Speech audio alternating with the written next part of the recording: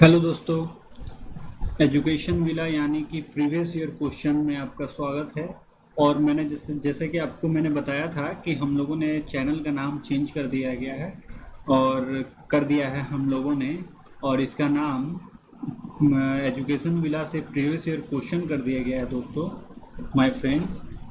इसलिए मैं इसका प्रीवियस ईयर नाम अब इसलिए रखा हूँ क्योंकि एजुकेशन विला से कंट्रोवर्सी हो रही थी यूट्यूब चैनल पे, इसलिए मैंने ये नाम रखा है। ठीक है, तो चलिए आज का अपना सेशन शुरू करते हैं इसी के साथ। ठीक है दोस्तों, आज हम लोग फिर से एक प्रीवियस ईयर पेपर ले रहा हूँ जो एसएससी, एनटीपीसी या रेलवे, तीनों में से किसी एक का है। और मैं इसमें, जैसा कि मैंने आपको बताया था कि मैं प्रीवियस ईयर पेपर में भी पर्टिकुलरली टॉपिक्स लूंगा, जैसे एंशिएंट से कौन क्वेश्चन आए थे, उसमें मिडाइवल से कौन आए थे, मॉडर्न से कौन आए थे। और जैसा कि मैंने आपको बताया था कि मैं हिंदी और इंग्लिश दोनों में इसे करूंगा दोस्तों। ठीक है, चलिए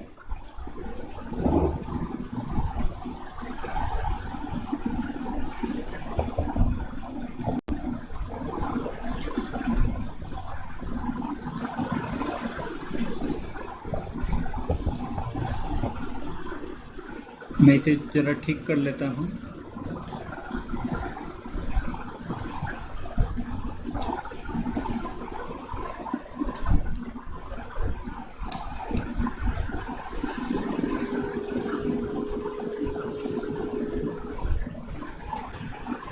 चलिए दोस्तों, और मैं कलर पे ही ले लेता हूँ।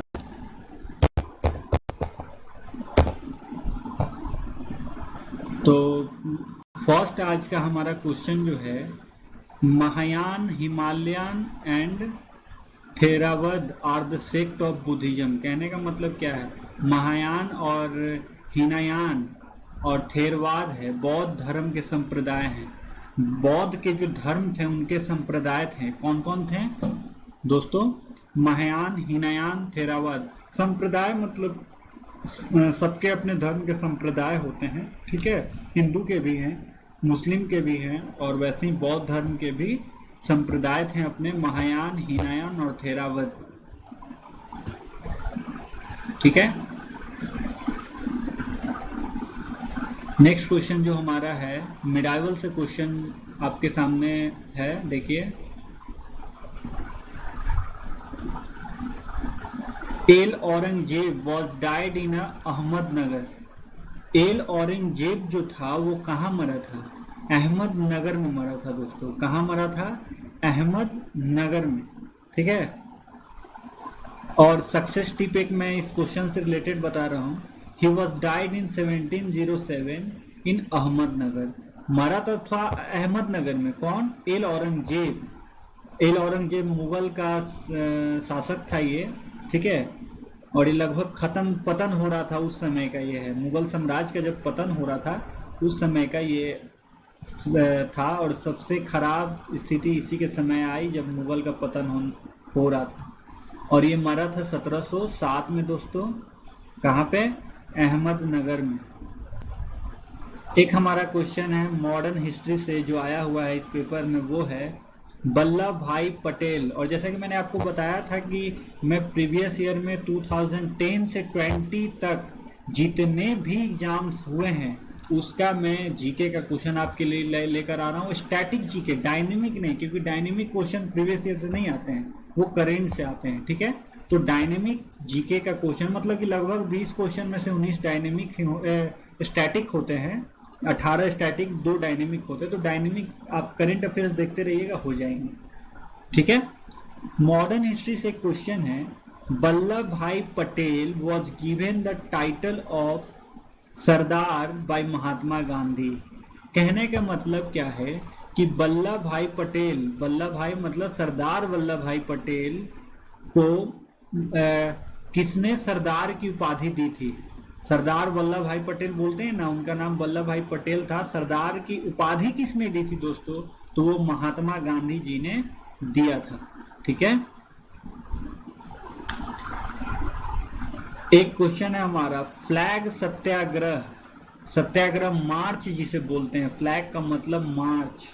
ठीक है, रोड पे पैदल चल के उसे मार्च बोलते हैं। वॉज हेल्ड एट कहाँ, कहाँ हुआ था, कब हुआ था, फ्लैग मार्च, सत्याग्रह फ्लैग कहाँ हुआ था, सत्याग्रह मार्च जो है वो कहाँ हुआ था, तो वो हुआ था नागपुर में हुआ था, 1923 ईस्वी में हुआ था दोस्तों। ठीक है, नेक्स्ट हमारा जो क्वेश्चन है वो है, क्वेश्चन नहीं, पहले फ्लैग मार्च से रिलेटेड नीचे में आपके कुछ तथ्य दिए हुए हैं इंपॉर्टेंट, उन्हें हम देख लेते हैं। Flag Satyagraha is a campaign of peaceful civil disobedience during the Indian independence. ठीक है, इंडियन इंडिपेंडेंस के समय पीसफुल सिविल डिसोबीडियंस था।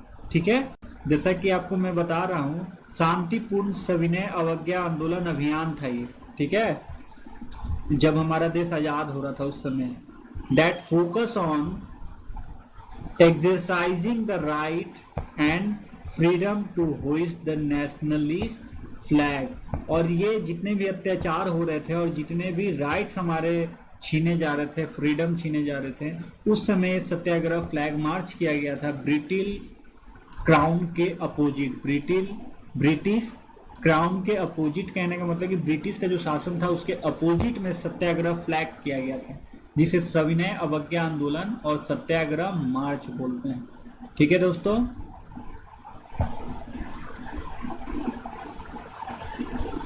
जैसा कि इस हिंदी में भी आप देख रहे होंगे।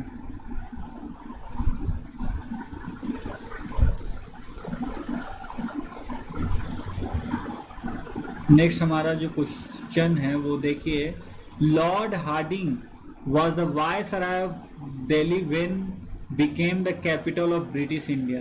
बहुत ही अच्छा क्वेश्चन है कि ब्रिटिश इंडिया का, जब ब्रिटिश इंडिया था, जैसा कि मैं आपको ये ग्राफ में दिखा रहा हूँ, ये इंडिया है मान लेते हैं, तो जब ये ब्रिटिश का शासन था तो उस समय जब दिल्ली को कैपिटल बनाया गया, यहाँ पे दिल्ली है, ये वाला इलाका दिल्ली है, तो जब दिल्ली को कैपिटल बनाया गया भारत का, ब्रिटिश रूल जब था, तो उस समय फर्स्ट वायसराय जो बनाए गए थे दिल्ली का, Lord Hardinge was the viceroy when Delhi become, जब दिल्ली को कैपिटल बनाया गया तो उस समय वायसराय कौन था दोस्तों, तो लॉर्ड हार्डिंग था। ये क्वेश्चन याद रखें, दिल्ली का वायसराय नहीं, ऑल ओवर इंडिया का वायसराय।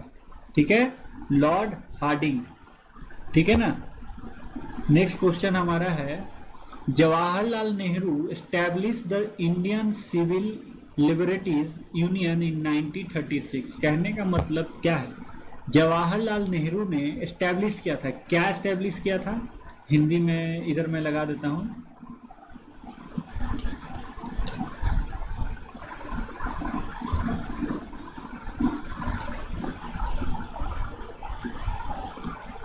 लॉर्ड हार्डिंग ने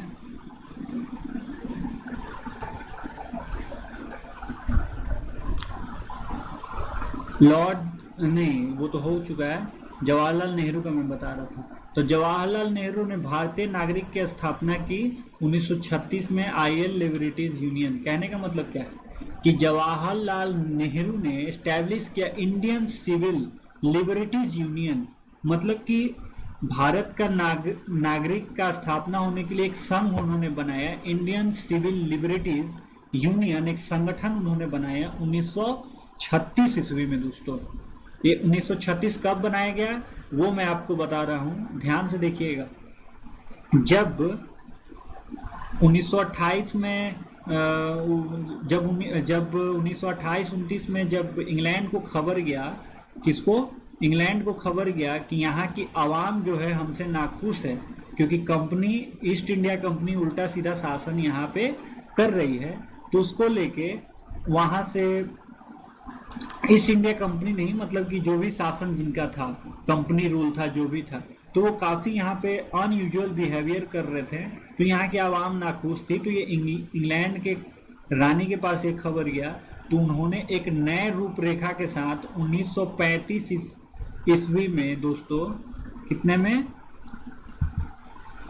1935 ईस्वी में उन्होंने एक भारतीय अधिनियम एक्ट लाया, भारतीय अधिनियम एक्ट, जो कि यहाँ पे शासन करने के लिए बनाया गया था। लेकिन उसके बनने के बाद भी कुछ नहीं हो रहा था, कोई सुधार नहीं था, और यहाँ की लोगों पे कुछ ऐसे भी नियम थोपे जा रहे थे जो इन्हें पसंद नहीं था।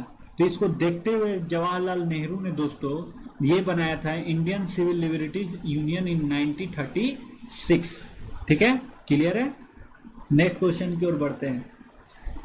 एमॉर्गेज the Banaras Hindu university, university of Bombay, Aligarh Muslim university and university of Allahabad, university of Bombay was establish first. जितने भी हमारे यूनिवर्सिटी थे जैसे BHU Banaras Hindu university, university of Bombay, Aligarh Muslim university, university of Allahabad, इसमें सबसे पुराना अगर कोई यूनिवर्सिटी है दोस्तों तो वो हमारा कौन है? बॉम्बे यूनिवर्सिटी सबसे पुराना है। ठीक है, नेक्स्ट हमारा क्वेश्चन है ज्योग्राफी से क्वेश्चन हमारे आ रहे हैं।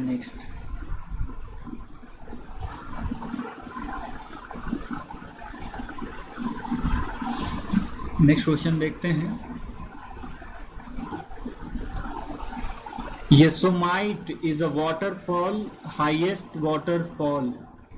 ज्योग्राफी से क्वेश्चन है कि येसोमाइट जो है एक झरना है जो उच्चतम जलप्रपात है। ये विश्व का उच्चतम जलप्रपात है। कौन है?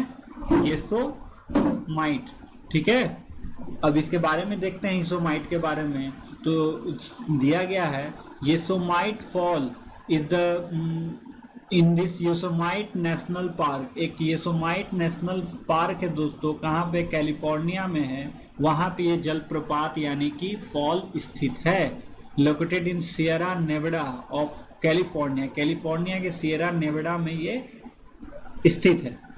नेक्स्ट क्वेश्चन हमारा है वो है the shore based steel plant is located इन, कहाँ पे है? कहने का मतलब क्या है? एक शोर बेस जो है स्टील प्लांट स्थित है वो मैंगलोर में है। कहाँ पे है? मैंगलोर में। यहाँ आदमी नहीं, यहाँ मैन था, इसीलिए कॉपी होके ये ट्रांसलेशन इस टाइप में बदल गया। आदमी में जी नहीं, मैंगलोर में है। कहाँ है? मैंगलोर में। एकदम किनारे है, समुद्र स्थल से एकदम किनारे है, उसे शोर बोलते हैं। ठीक है, स्टील प्लांट है वहां। Jammu and Kashmir Srinagar and Kanyakumari are the connected by the north south corridor. आपको मैं एक चीज बता रहा हूं, सबसे लंबी दूरी है, एक छोर से दूसरे छोर को कनेक्ट करने वाली।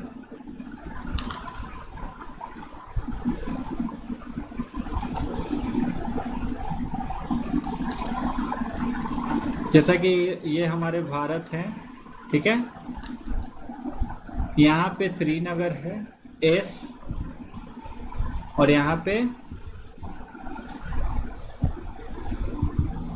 कन्याकुमारी है। ठीक है ना, तो इनको कनेक्ट जो करती है कॉरिडोर, उसे हम लोग साउथ कॉरिडोर बोलते हैं। ठीक है, क्लियर है।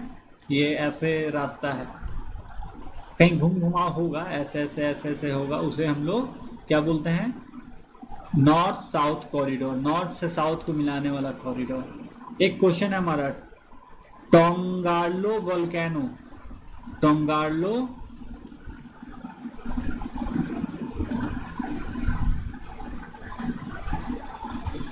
टोंगालो वोल्केनो जो है वो इरप्टेड ऑन 21, ये इंपॉर्टेंट नहीं है क्योंकि उस समय का क्वेश्चन है, जब ये पुराना जो दिया हुआ है उस समय का ये डायनेमिक क्वेश्चन है, so this is not important for you. ध्यान दीजिएगा, जो मैं क्वेश्चन ना बोलूँ उसे एकदम नहीं पढ़िएगा। ठीक है, इसे मैं कट कर चुका हूँ।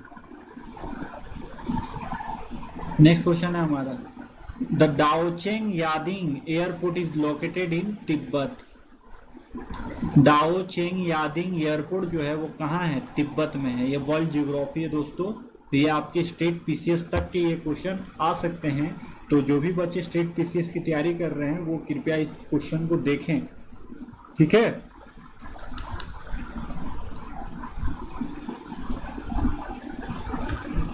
अब पॉलिटी की तरफ हम लोग बढ़ते हैं।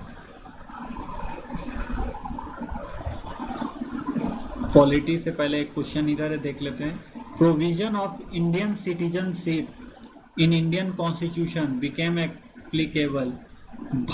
भारत में जो भारतीय संविधान में जो नागरिकता का प्रावधान जो किया गया था वो कब हुआ था, कब से लागू?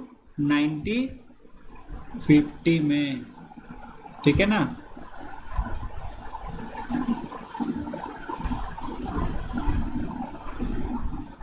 चलिए नेक्स्ट क्वेश्चन की ओर हम लोग बढ़ते हैं।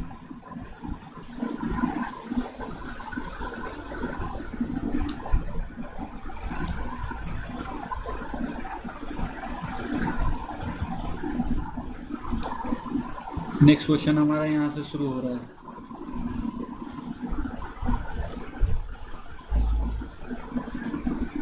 दोनों सेट कर लेता हूँ मैं, थोड़ा इंतजार करिए।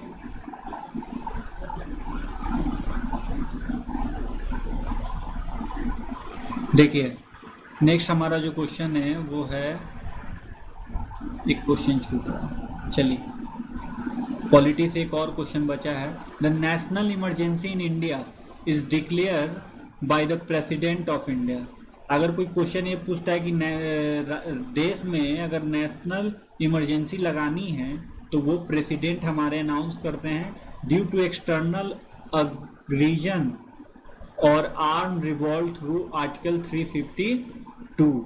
कहने का मतलब क्या है कि भारत में राष्ट्रीय आपातकाल घोषित करने की जो शक्ति है वो हमें किसे दी हुई है? प्रेसिडेंट को दी हुई है। बाहरी आक्रामकता या सशस्त्र विद्रोह के कारण भारत के राष्ट्रपति अनुच्छेद 352 के तहत बाहर मतलब कोई भी एक्शन लेता है या कोई युद्ध जैसा स्थिति बनता है, कोई देश के अंदर कोई खराब माहौल बनता है, उसको लेकर आर्टिकल 352 का इस्तेमाल करके नेशनल इमरजेंसी लगाई जा सकती है। अकॉर्डिंग टू प्रेसिडेंट ही इसे करेंगे, ठीक है। ये इकोनॉमी है, यहाँ कट रहा है कोई दिक्कत नहीं, मैं बता रहा हूँ। ये इकोनॉमी से क्वेश्चन अब आ रहे हैं। इकोनॉमिक से एक क्वेश्चन आ रहे हैं, the principle of maximum social advantage is the basic principle of physical economics. अधिकतम सामाजिक लाभ का सिद्धांत है का मूल सिद्धांत राजकोषीय आय स्तर है। कहने का मतलब क्या है कि फिजिकल इकोनॉमिक जो होता है वो हमारा प्रिंसिपल है मैक्सिमम सोशल एडवांटेज के लिए, ठीक है। The basic principle of physical economic maximum social advantage. जितने ज़्यादा सोशल फिजिकल इकोनॉमिक्स का बेसिक प्रिंसिपल क्या है कि जितने ज़्यादा सोशल एडवांटेज होंगे हमारे वो फिजिकल इकोनॉमिक्स के लिए। फिजिकल मतलब क्या होता है कि कोई ईयर में फिजिकल ईयर बोलते हैं। फिजिकल ईयर 1952, 2016, 2020, 2019 उसे बोलते हैं फिजिकल इकोनॉमिक्स, किसी पर्टिकुलर ईयर का, ठीक है। 5 ईयर प्लान जो है वो फर्स्ट कब हुआ था, ये इंपॉर्टेंट है। ये पुराना है लेकिन ये इंपॉर्टेंट क्वेश्चन है कि पूछता है। इसको हिंदी में पंचवर्षीय योजना बोलते हैं। प्रथम पंचवर्षीय 51 से 56, द्वितीय पंचवर्षीय योजना 56 से 61 और तृतीय पंचवर्षीय योजना 61 से 66। ये तीनों को याद रखिएगा। 51 से याद रखिएगा कि 51 से शुरू हुआ था, 66 तक 3 चला, फिर उसके बाद बहुत साल गैप होने लगा, ठीक है ना।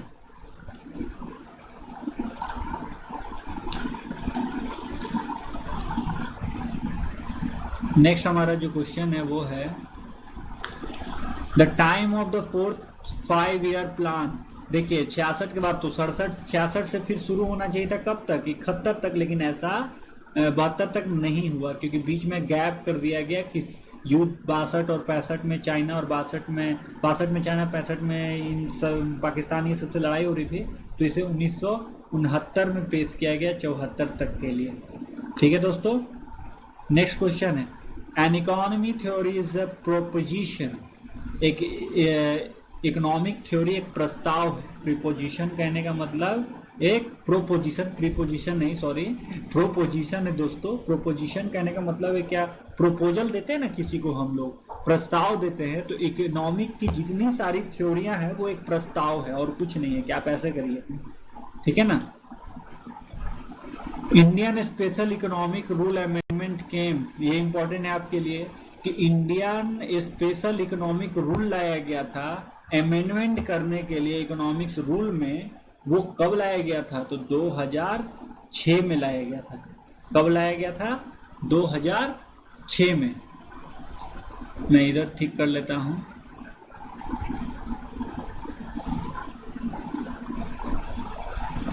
दो 2006 में लाया गया था।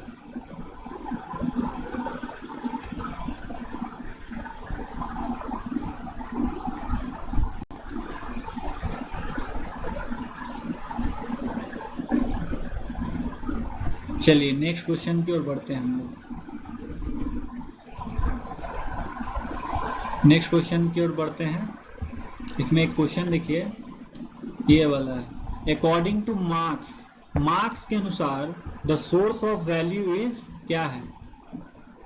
वैल्यू का जो सोर्स है वो क्या है? लेबर। एकदम बात सही है। लेबर होंगे नहीं, प्रोडक्शन नहीं होगा, प्रोडक्शन नहीं होगा तो सप्लाई नहीं होगा, सप्लाई नहीं होगा तो उस चीज का डिमांड भी नहीं होगा। अगर डिमांड बढ़ रहा है तो ये तो और आपके लिए मरने वाली स्थिति है। तो मार्क्स के अनुसार अगर वैल्यू, सोर्स का अगर कोई वैल्यू है तो वो लेबर है। अगर आपके पास रिसोर्सेस है, सोर्स है, लेबर नहीं है, then you have to no nothing. आपके पास कुछ नहीं है। अगर लेबर है और आपके पास लेबर है और सोर्स भी है देन ये ठीक है, लेकिन सोर्स है, लेबर नहीं है, then it is very very dangerous for you और एनी अदर पर्टिकुलर कंट्री। ठीक है। The community development programme was launch. Community मतलब एक कम्युनिटी को डेवलप करने के लिए जो प्रोग्राम लॉन्च किया गया था वो कब लॉन्च किया गया था दोस्तों? तो 1952 में लॉन्च किया गया था। ठीक है ना। द कम्युनिटी डेवलपमेंट, इससे जुड़ा कुछ तथ्य है, देख लीजिए आप लोग। The community development programme was launched on the pilot basis। 1952 में लॉन्च किया गया था। Provided for a substantial increase in the country in agricultural programme. बहुत सारे एग्रीकल्चरल प्रोग्राम इंट्रोड्यूस किए गए ताकि लोग ये सब प्रोग्राम से सीखें और हमारे देश की उन्नति में हाथ बढ़ाएं, जीडीपी बढ़ाएं। Improvement in the system of communication, एक दूसरे से बात कैसे करना है, एक दूसरे से क्षेत्र से कैसे बात करना है, और कैसे एक तो कम्युनिकेशन एक सबसे वंडरफुल और सबसे नेसेसरी चीज है कि दो आदमी साझा करके कैसे काम करें। स्टेट, सेंट्रल, स्टेट, हम लोग साथ में, और आदमी कैसे एक साथ जुटकर अच्छे कम्युनिकेशन के साथ काम करे और देश को आगे बढ़ाए। तो उसमें इम्प्रूवमेंट किया गया। रूरल हेल्थ एंड हाइजीन में इम्प्रूव किए गए कम्युनिटी डेवलपमेंट प्रोग्राम के अंतर्गत। एंड इन रूरल एजुकेशन बढ़ाए गए, गांवों की शिक्षा बढ़ाई गई। And also initiate and direct the process of integrated cultural change aimed at the transforming the social economic life of the villagers. और लोगों की गाँव के लोगों की जिंदगी को सुधार किया गया। This is not important. ये तो तथ्य से जुड़ा था, ये इम्पोर्टेंट है ये वाला। लेकिन ये नीचे जो नेक्स्ट क्वेश्चन जीडीपी से आ रहा है, वो जब ये पेपर हुआ था उसके आसपास का ये जीडीपी पूछ रहा है, तो वो इम्पोर्टेंट आपके लिए एकदम नहीं है। तो जो मैं काट दूं कृपया उसे आप लोग ना पढ़ें।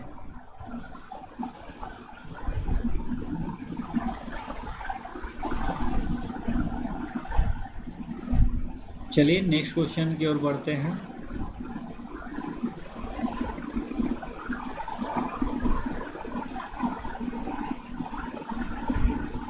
ये आपके लिए अब इम्पोर्टेंट है यहाँ से। ठीक है। नेक्स्ट क्वेश्चन हमारा है the ordinary and maximum tolerance limit of sound by human being is 60 dB to 80 dB decimal. कहने का मतलब क्या है?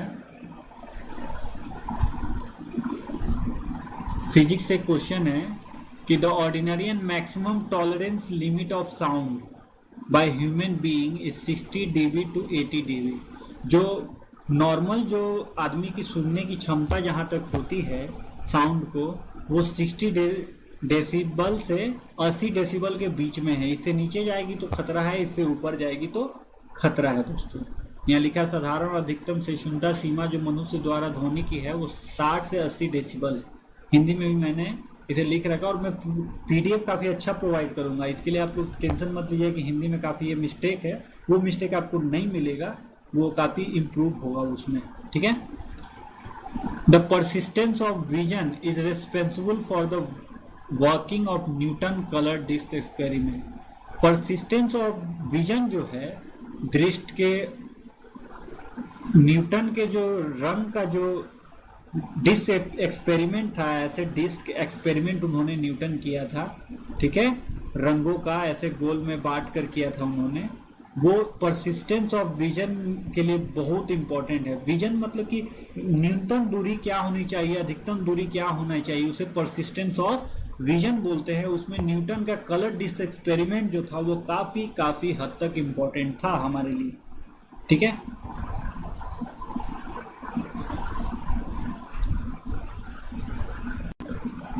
अब मैं परसिस्टेंस ऑफ विजन के बारे में कुछ पॉइंट्स बताने वाला हूं, जैसा कि आपको दिख रहा होगा।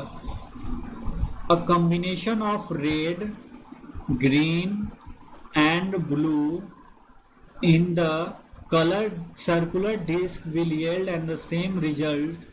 This is due to phenomenon of persistence of vision.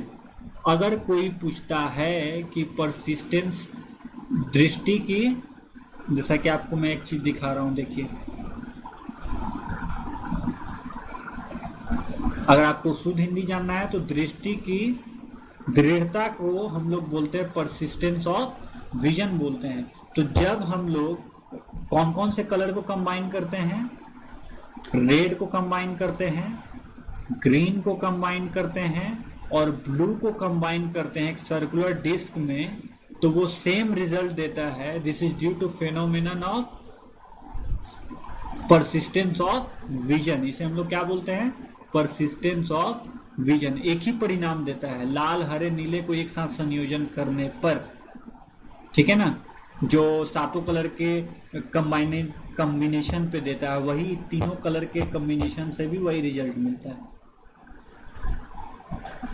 Next हमारा जो क्वेश्चन है, डायमेंशन ऑफ फोर्स। फोर्स का डायमेंशन कैसे निकलेगा वो अभी आप याद कर लीजिए, मैं अभी बता रहा हूँ। MLT-2 होता है। कैसे होता है दोस्तों, अभी मैं बताता हूँ कि कैसे निकाला जाता है डायमेंशन। ये आपको नॉलेज के लिए काम आएगा, लेकिन आपको सीधे याद कर लीजिए MLT-2, लेकिन कैसे निकलता है वो मैं आपको बता रहा हूँ। फोर्स का फॉर्मूला क्या होता है, F = M × A होता है। जहां पे M फॉर मास है तो मास के लिए M कैपिटल लेंगे। एक्सेलरेशन का जो होता है वो क्या होता है, यूनिट क्या होता है, मीटर पर सेकेंड स्क्वायर। तो ये मास का तो M हम लोग ले लिए, M रहने देते हैं क्योंकि इसका बेसिक यूनिट, इसका फंक्शनल यूनिट यही है, कैपिटल M होता है। मीटर के क्या होता है, लेंथ होता है L, यानी पर सेकेंड स्क्वायर। तो पर यानी कि नीचे, तो सेकेंड का मतलब क्या होता है, टाइम होता है। डायमेंशन उसका डिनोशन क्या, T है कैपिटल, इसका पावर 2 होगा। और इसी को जब हम लोग ऊपर ले जाएंगे तो ये दोस्तों बन जाएगा क्या, MLT-2। ठीक है, समझ में आ गया, चलिए अच्छी बात है। नेक्स्ट हमारा जो क्वेश्चन है, Planck's is the founder of quantum theory of radiation. आपने सुना होगा कि रेडिएशन नामक एक चीज होती है, तो रेडिएशन जो निकलती है उसका जो क्वांटम थ्योरी की खोज जो किया था वो कौन किया था, प्लैंक्स, मैक्स प्लैंक। इनका पूरा नाम तो नहीं दिया है लेकिन मैं पूरा नाम बता रहा हूं। एक मिनट दोस्तों, हेलो, हाँ थोड़ी देर में फोन कर रहे हैं, 1 मिनट 2 मिनट में, मैं कुछ काम कर रहा हूँ, ठीक।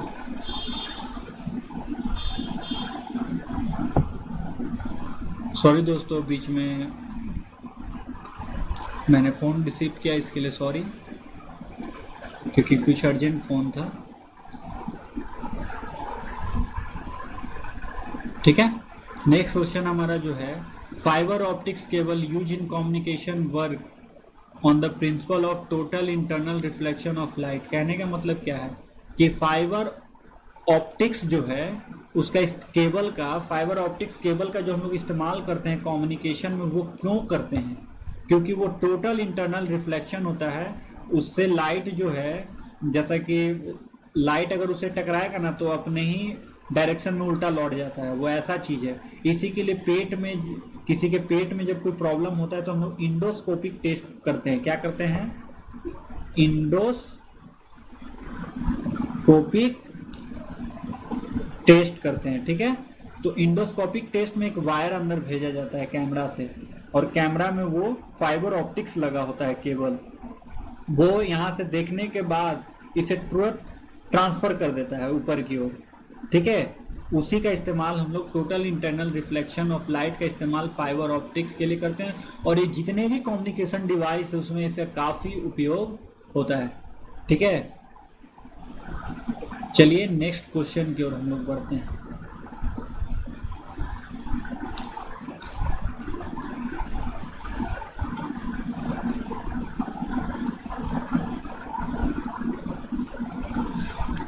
टोटल इंटरनल रिफ्लेक्शन क्या है, उसके लिए थ्योरी यहाँ दी हुई है। पहले मैं इसको भी सेट कर लूँ, हिंदी वाले को तैयार काफ़ी करने में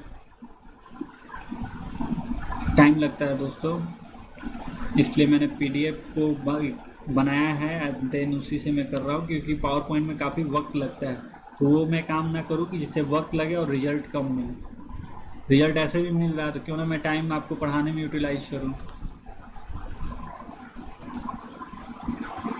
Total internal reflection is the phenomenon of which occurs when a propagate wave strike a medium boundary at an angle larger than a particular critical angle with respect to the normal to the surface।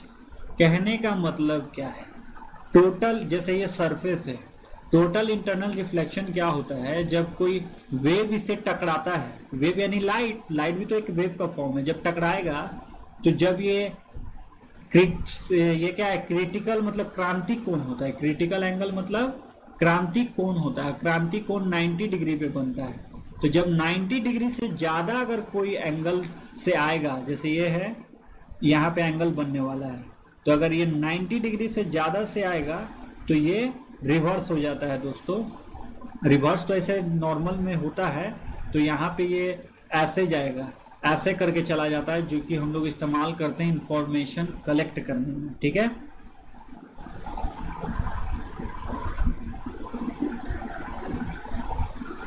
Next question हमारा chemistry से आ रहा है। The pollutants which move downward with percolating ground water are called leachates. कहने का मतलब क्या है, प्रदूषक जो नीचे की ओर बढ़ते हैं कोल्टगी भूजल कहा जाता है। क्या कहा जाता है उसे, collating ground water are called, जो गंदा पानी नीचे की ओर बढ़ता है, डाउनग्रेड की ओर बढ़ता है ग्राउंड वाटर के रूप में, उसे हम लोग लीचेट्स बोलते हैं। क्या बोलते हैं दोस्तों, लीचेट्स। क्या बोलते हैं, लीचेट्स। अब इसके लिए डिटेल एनालिसिस यहाँ दिया हुआ है, वो भी मैं आपको बताऊंगा कि लीचेट्स बेसिकली और क्या है। तो leachates is a liquid that drain और लीचेस फ्रॉम अ लैंडफिल, जो गंदे पानियों के समूह से वहां से वो अंदर धरती के अंदर जाता है। ड्रेन मतलब नली नाले। It varies widely in composition regarding the age of the landfill, और कितने दिनों से पानी सड़ रहा है उस पर भी डिपेंड करता है leachates. And type of waste that it contain, कौन कौन से वेस्टेज इसमें है उस पर भी लीचेट्स डिपेंड करता है। It usually contain both dissolve and suspended material, इसमें दोनों तरह के मटेरियल पाए जाते हैं, जो डिजॉल्व हो सकते हैं, जो डिजॉल्व नहीं हो सकते, दोनों प्रकार के इसमें मटेरियल पाए जाते हैं लीचेट्स में। ठीक है दोस्तों, ये काफी डीप एनालिसिस मैंने आपको दी है इस क्वेश्चन में। नेक्स्ट क्वेश्चन हमारा है,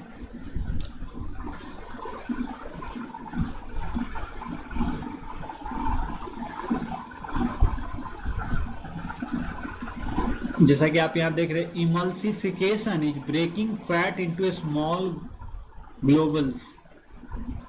ग्लोब्यूल्स। इमल्सिफिकेशन जो है वो पैसीकरण जो है, इमल्सिफिकेशन का मतलब पैसीकरण जो है वो क्या करता है, वो छोटे ग्लोब में वसा को तोड़ता है। वो फैट्स का मतलब होता है वसा, उसको छोटे छोटे टुकड़ों में बदल देता है। कौन, इमल्सिफिकेशन कहलाता है वो। ठीक है, इमल्सिफिकेशन भी करता है। जैसे मैं आपको बता दूं, ये फैट कोई एक मटेरियल है, ये इमल्सिफिकेशन होने के बाद छोटे छोटे टुकड़ों में चेंज कर देगा। ठीक है, ये कोई मटेरियल होगा, ऐसे फैट को नहीं तोड़ेगा ये वर्ड को, ये कोई मटेरियल होगा जो बड़े से वर्ड को छोटे छोटे टुकड़ों में नीचे तोड़ देगा। इमल्सिफिकेशन कहलाता है और हिंदी में पाइसीकरण कहलाता है। ये वर्ड हार्ड ही वर्ड एग्जाम में देते हैं दोस्तों, आसान वर्ड नहीं देते हैं, इसलिए ये कंफ्यूजन में आप लोग मत रहिएगा कि सर ने हार्ड वर्ड लिखा है। पाइसीकरण दे देगा और आपने पढ़ा कोई दूसरा चीज, वो आया ही नहीं तो कौन से काम का। इसलिए मैंने जो एग्जैक्ट जो हिंदी होता है जो कि गूगल से मैंने निकाली है वही मैं आपको यहाँ लिखूंगा। Rutherford scattering experiment prove the presence of nucleus. Rutherford जो थे दोस्तों, उन्होंने एटम के अंदर न्यूक्लियस होता है इसका उन्होंने प्रूवमेंट किया था एक्सपेरिमेंट के थ्रू। मैं एक्सपेरिमेंट तो लॉन्ग ना बताऊंगा, लेकिन मैं आपको एक शॉर्ट चीज बता सकता हूँ। उन्होंने एक एटम मतलब कि गोल्ड फ्यूल फाइल्स रखा छोटा सा, ठीक है, और इससे लाइट को उन्होंने किसी वेव को, रेडिएशन को भेजा। लाइट, रेडिएशन, वेव कुछ भी हो सकता है, डजंट मैटर। हाई वोल्टेज को उन्होंने भेजा, ठीक है। ये क्या हुआ कि न्यूक्लियस, कभी भी आपने पढ़ा होगा कि न्यूक्लियस कहाँ होता है, बीच में होता है, और ये लाइट्स आ रही हैं तो देखा इन्होंने कि किनारे से गया और थोड़े से डिफ्लेक्शन के साथ भाग गया, किनारे से गया थोड़े से डिफ्लेक्शन के बाद भाग गया, फिर थोड़े थोड़े नजदीक के बाद थोड़ा डिफ्लेक्शन होने लगा। लेकिन इन्होंने एक चीज देखा कि एकदम अगर सेंटर से अगर हम लोग पास करते हैं, एकदम सेंटर से पास करते हैं एकदम, तो ये गया और वापस इसी लाइन में वापस आ गया, ठीक है। इधर से गया और उधर से उसी लाइन पे वापस आ गया। तो इनको लगा कि ये काफी हाईली कोई मजबूत चीज बीच में है जो कि इतना बड़ा एंगल से इसको डिफ्लेक्ट कर दिया, यानी कि 180 डिग्री से इसको रिफ्लेक्ट कर दिया, यानी कि काफी मजबूत चीज है। उसी को इन्होंने न्यूक्लियस का नाम दिया दोस्तों। यही था रदरफोर्ड स्कैटरिंग एक्सपेरिमेंट।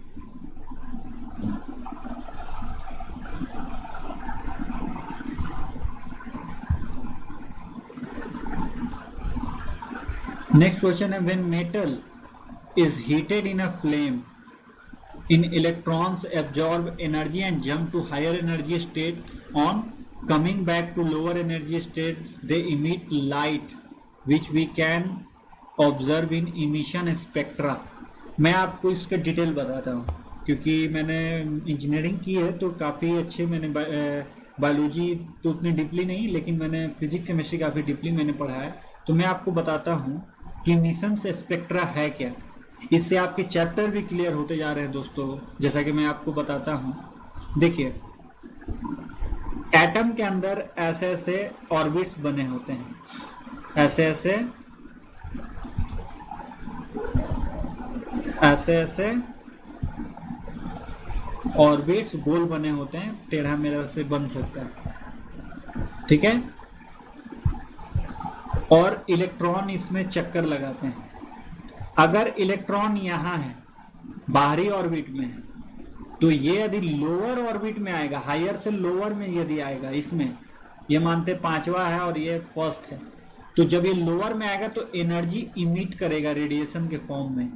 एनर्जी क्या करेगा, प्लस, यानी इमिट करेगा।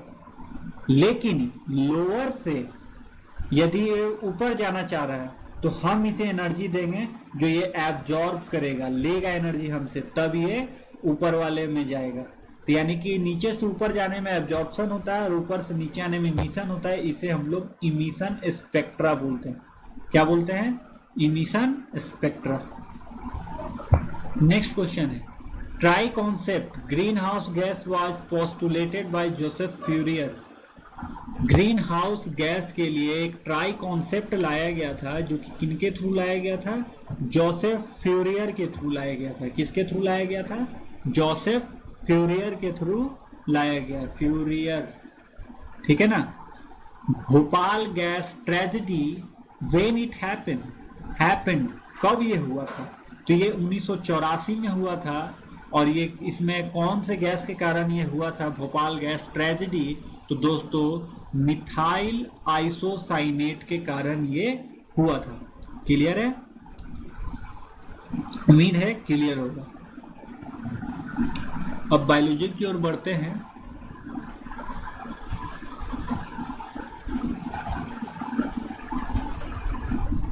बायोलॉजी की ओर से पहला क्वेश्चन हमारा, lungs are located in the pleural cavity. बहुत ही अच्छा क्वेश्चन है दोस्तों कि लंग्स जो हमारा है वो कहाँ लोकेटेड है, तो पेल्यूरल कैविटी में लोकेटेड है। कहाँ है? पेल्यूरल कैविटी में लोकेटेड है। कहाँ लोकेटेड है? पेल्यूरल कैविटी में लोकेटेड है। पेल्यूरल कैविटी को हिंदी में क्या बोलते हैं? फुफ्फुस गुहा। फुफ्फुस गुहा में ये लोकेटेड है, एस्टैब्लिश्ड है, स्थित है। ठीक है, अब मैं आपको इसके लिए डिटेल बताऊंगा कि फुफ्फुस गुहा क्या है। देखते हैं। इन ह्यूमन एनाटॉमी, मानव शरीर की रचना का जब अध्ययन किया जाता है, the pleural cavity is thin fluid filled, एक पतला फ्लूइड टाइप में फील्ड स्पेस एक होता है between the two pulmonary, pleurae, visceral and parietal of each lung. और प्रत्येक लंग में दोस्तों, पेल्यूरल ऑफ ईच लंग, और प्रत्येक लंग्स में दो पल्मोनरी पेल्यूरी होती है। ठीक है, जैसे कि आप यहाँ पढ़ रहे होंगे, परसविका होती है पल्मोनरी फुसफुस ग्रंथि में। मतलब कि ज़्यादा डीपली जाइएगा तो आपको तो एमबीबीएस तो करना नहीं है। कुल मिला के आप जान लीजिए कि ह्यूमन के अंदर जो लंग्स होते हैं, लंग्स जो होता है वो कहाँ लोकेटेड होता है, ये आपके लिए इम्पोर्टेंट है।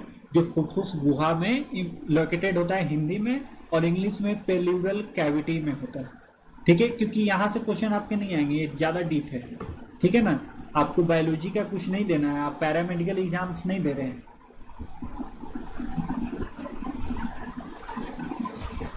आप एसएससी, बैंकिंग, रेलवे, जो भी है, स्टेट है, पीसीएस, उसमें ये इतने डीपली नहीं आते हैं। लेकिन आप जान लीजिए टू पल्मोनरी के बीच में ये फ्लूइड लाइक होता है।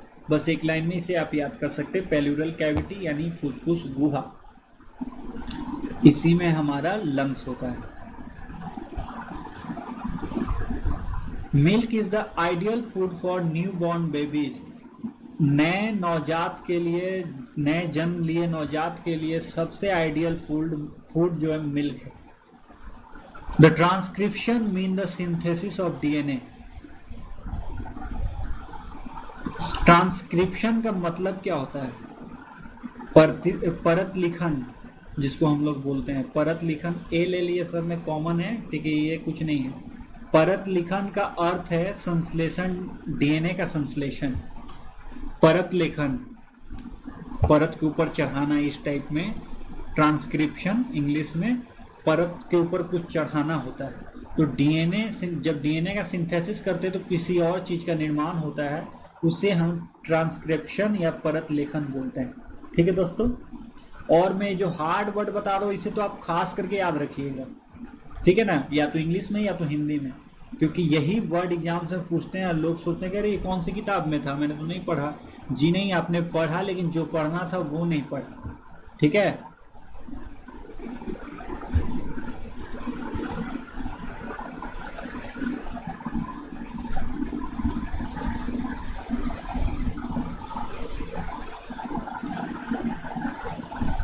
नेक्स्ट हमारा क्वेश्चन है,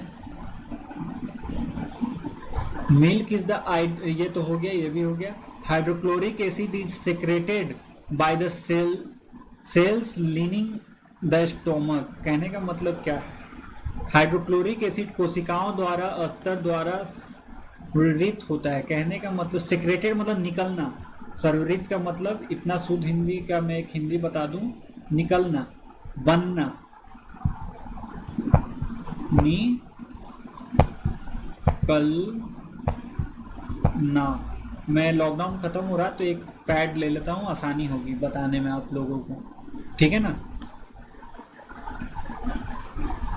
हाइड्रोक्लोरिक एसिड कहाँ से निकलता है? तो जो स्टोमक में सेल्स होते हैं, सेल्स लीनिंग होती है, वहां से ये सीक्रेट होता है यानी निकलता है। HCl hydrochloric acid. इससे जुड़ा एक चीज मैं बता दूं, तो जो हमारे लार होते हैं मुंह से जो निकलते हैं, उसमें भी हाइड्रोक्लोरिक की मात्रा पाई जाती है।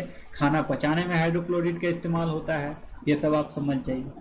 The outer skin most of the crustacean are made up of carbohydrate. The carbohydrate is just chitin. कहने का मतलब क्या है? काइटिन, इसको ऐसे हम लोग अगर पढ़ें तो काइटिन होता है, ठीक है। तो जो मांसपेशियां बाहर की होती हैं, स्किन्स जो होती हैं, वो कार्बोहाइड्रेट्स की बनी होती हैं, और वो कार्बोहाइड्रेट क्या कहलाता है, तो काइटिन कहलाता है, ठीक है। हिंदी बहुत अलग अलग भी होता है वर्ड से, इसीलिए कोई गलती हो तो वो बुरा नहीं मानिएगा, क्योंकि मैं बता दे रहा हूँ, ठीक है ना।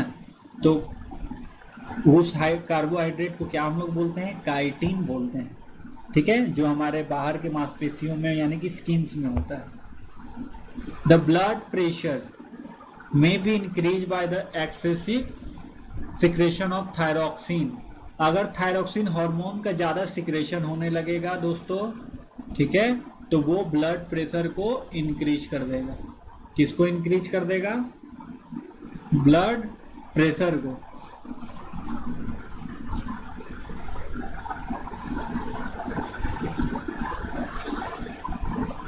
The particulate matter exhaled from the polluted atmosphere is often filtered out during the process of sneezing। कहने का मतलब क्या है, छींक के दौरान जो हमारे नाक से जो एटमॉस्फेयर में पॉल्यूटेड निकलते हैं उनका PM10 होता है, यानी पार्टिकुलेट मैटर जो पार्ट्स पर मिलियन मैंने बताया था 10⁻⁻10 होता है, ठीक है ना। छींकने पर पार्टिकुलेट्स मैटर, PPM आपने पढ़ा होगा, पार्ट्स पर मिलियन, पार्ट्स पर बिलियन आपने पढ़ा होगा अगर आपका साइंस होगा 11-12 में। तो the animal who can consume more salt is camel.